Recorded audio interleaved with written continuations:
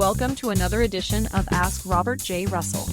For over 41 years, people have asked Robert about his expertise in insurance, marketing, public speaking, real estate, and being self-employed. We encourage you to visit our Facebook page, Ask Robert J. Russell, and ask your questions. Here he is, Robert J. Russell. Welcome back to the Ask Robert J. Russell podcast. Today, we're diving deep into something I think a lot of businesses and even individuals struggle with: social media. You know you need to be on it, but figuring out how to do it well, consistently, and effectively, that's a whole different ball game. And to help us navigate this, I'm thrilled to have an absolutely essential member of our team here, our very own social media manager. Thanks, Robert. It's great to be here. I'm really excited to chat about what I do and hopefully clear up why social media is so important now more than ever to market and promote yourself. Important is a great word for it because, for so long, our approach to social media was, well, let's just say foreign, in the sense that it just kind of needed to happen. Now more than ever, someone would remember to post, we'd throw up a picture, maybe a quick update, and we thought we were doing okay. But then you came along and it was like someone turned on a light switch. Suddenly we had a strategy, a voice, and actual results. Can you tell us from your perspective, what exactly does a dedicated social media manager like yourself do for a team? That's a great question because I think a lot of people initially think, oh, you just post stuff, right? You make nice pictures and write captions. And while that's certainly part of it, it's really just the tip of the iceberg. My role is about understanding our audience, figuring out where they hang out online, what kind of content resonates with them, and then strategically creating and distributing that content to achieve specific goals. It's not just posting. It's listening, analyzing, engaging, and continuously optimizing. Listening and analyzing. That's huge because before we were essentially throwing darts in the dark. We didn't know what was working, what wasn't. We just hoped for the best. And that, I imagine, is a massive time sink for businesses trying to do it themselves while also running their core operations. Absolutely. Time and resources. Imagine you're trying to build a new product or service, manage your finances, deal with customer support, and then, on top of that, you have to become a graphic designer, a copywriter, a community manager, and a data analyst for all your social channels. It just doesn't make sense. And often because it's not given dedicated attention, it becomes a chore, and the quality, consistency, and strategic impact suffer. That's where a dedicated social media manager steps in as part of your personal team to really own that piece. That's exactly it. So when you first came on board, what was your initial assessment of our social media presence? And what were the first few steps you took to start building out that strategy? Well, initially, the first thing I do with any client or team is a deep dive into what they are currently doing with social media. I looked at what platforms we were active on, the type of content we'd been posting, engagement rates, follower growth, and essentially tried to understand our existing footprint on all major social media platforms. What I found, which isn't uncommon, was a lot of potential, but a lack of cohesive strategy and a somewhat reactive approach. Posts were often in response to an event, rather than part of a larger, proactive content calendar. Reactive, yeah, that sounds about right. And what we needed more than ever was consistency, providing content on a consistent basis. So what changed? The biggest shift was moving to a truly proactive and audience-centric approach. We defined our target audience more precisely, which helped us tailor our messaging. Then, we established clear goals for each platform. For example, LinkedIn for professional networking and thought leadership, Instagram for visual storytelling and brand culture, and maybe Twitter for real-time engagement and industry news. Each platform has its own rhythm and best practices, and treating them all the same is a common mistake. That's so true. I remember we used to just blast the same post everywhere, and it just didn't feel right.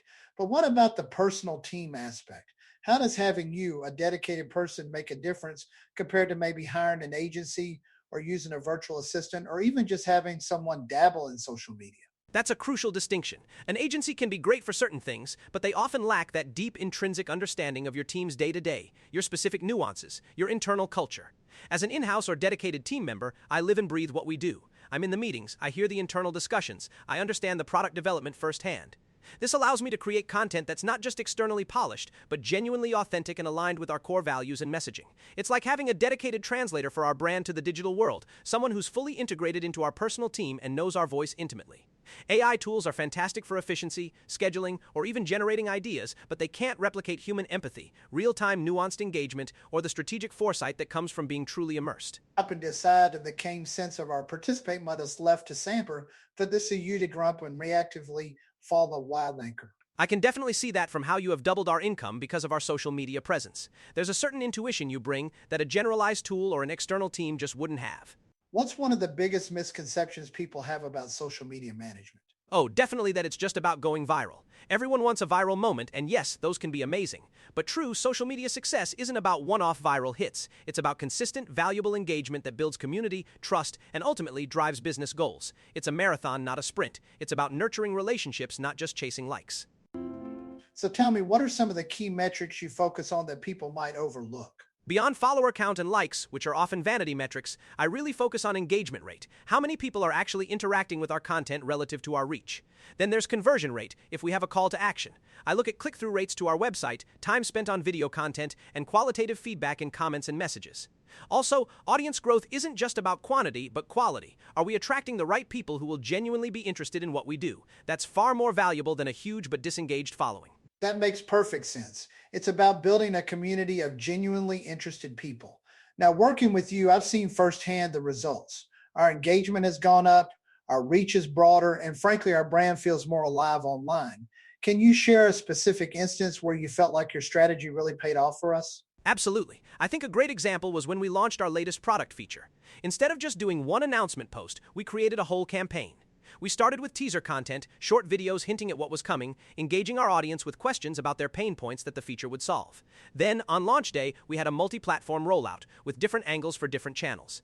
We did a live Q&A session on one platform, a behind-the-scenes look on another, and really used storytelling to highlight the benefits. The result was significantly higher engagement, a surge in website traffic, and actual conversions that directly tied back to that campaign. It wasn't just launch and hope, it was a meticulously planned experience, and the data showed it. That was truly remarkable to witness. The way you broke down the benefits into engaging pieces across different platforms was just brilliant. It really showed the strategic insight you bring. For someone out there listening who's currently drowning in social media tasks or just feeling overwhelmed, what's one piece of advice you'd give them about tackling their social media presence? Start small, but start with intent. Don't try to be everywhere at once. Pick one or two platforms where your ideal audience truly spends their time. Focus on providing consistent value there, and most importantly, listen to your audience, engage with them. Social media is a two-way street. If you can't manage it effectively yourself, recognize that and consider if a dedicated social media manager, a key part of your personal team, might be the solution.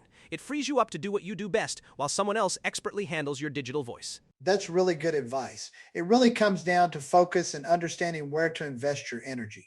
Sonny, I'm curious, what's the most rewarding part of your job seeing our social presence grow and evolve? Honestly, it's seeing the genuine connections happen. When someone leaves a comment saying our content helped them, or when we see discussions sparked by something we posted, that's incredibly rewarding. It's not just about the numbers, it's about building a true community and knowing that our efforts are actually making a positive impact, whether that's educating, entertaining, or inspiring. And seeing the team's excitement when a campaign performs well, knowing I contributed to that broader success, that's just a great feeling. That makes so much sense. I like that I can see the results so fast from what you do. I can see how social media has really shifted, hasn't it? It used to be this add on that you hoped would bring in some leads, but now it's directly linked to brand identity, customer service, and even product development based on feedback. It's a core part of the business model. Absolutely. It's no longer just a marketing channel, it's a critical touch point across the entire customer journey. It influences perceptions, builds loyalty, and provides invaluable insights directly from your audience. Neglecting it or treating it as an afterthought is leaving immense potential on the table. And I really like all of the social media platforms we are posting on. You're posting on Facebook, Google My Business, Instagram, LinkedIn, Pinterest, Threads, and Twitter are what we now call X. And we will be adding more social media sites in the future too. But beyond technical skills and understanding of platforms, look for someone who genuinely understands your brand's voice and vision. Someone who can translate your core message into compelling digital stories. And equally important, someone who's a strong communicator and collaborator. Social media isn't a silo. It needs to integrate with marketing, sales, and even product development. A great social media manager is a strategic partner, not just a content producer. Yes, and that is why you are our social media guru, because that's exactly what you are for us. You're not just executing, you're thinking, planning, and adapting. You've really transformed our online presence and helped us connect with our audience in a much more meaningful way. It's been an absolute game changer for our team to have you. Thank you so much for sharing your insights today.